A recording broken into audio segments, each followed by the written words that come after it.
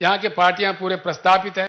इनको क्या डर है समझ में नहीं आता, क्यों ऐसा करते हैं समझ में नहीं आता, क्यों उल्टा सुल्टा बात करने लगते। हमारा जो एजेंडा है उस एजेंडा पे बात करो, उस एजेंडा डिस्कस करो।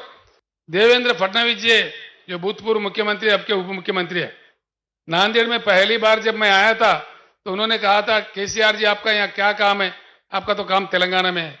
मैंने कहा भैया मैं भारत के नागरिक हूं, कहीं भी जाके काम कर सकता हूं, मैं यहाँ किसान के उद्धार के लिए आया हूं। अगर मुझे नहीं चाहते हो तेलंगाना एजेंडा मक्की का मक्की 100% इंप्लीमेंट करो, मेरा काम खत्म, मैं मध्य प्रदेश चले जाऊंगा, महाराष्ट्र नहीं आऊंगा। उसका जवाब नहीं है उनसे, उसका जवाब आता ही नहीं है। उनको कहना चाहिए कि बिल्कुल हम अमल करेंगे, नहीं करते। केंद्र सरकार एक 6,000 रुपए देते हैं, वो भी कम लोगों को, कम किसानों को। हमारे पास कोई ऐसा अभेद नहीं है। पूरे किसान जितने भी है 70 लाख किसानों को हम रईतु बंधु जो स्कीम है 10,000 देने वाला, छोटा बड़ा सब किसानों में देते हैं, कोई भेदभाव नहीं है उसमें। इसी प्रकार का यहां भी आना चाहिए।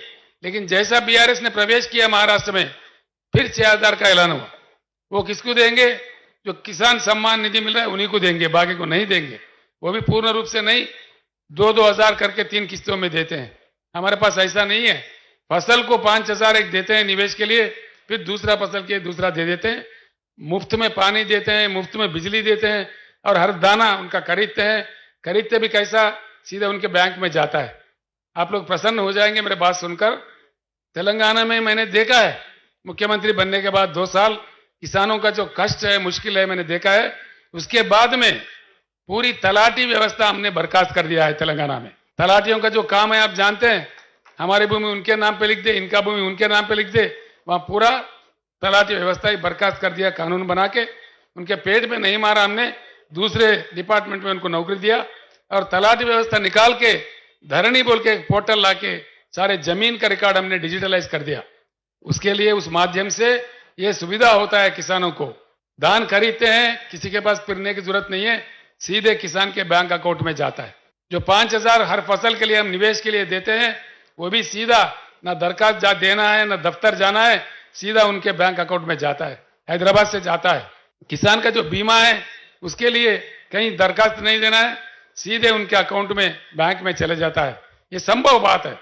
ये बात जब तेलंगाना में हो रहा है, महाराष्ट्र सरकार क्यों नहीं कर सकता? यही मेरा क्वेश्चन है, यही मेरा सवाल है। सिर्फ महाराष्ट्र ही नहीं, मध्य प्रदेश में क्यों नहीं, उत्तर प्रदेश में क्यों नहीं, पूरे अन्य भारत में क्यों नहीं?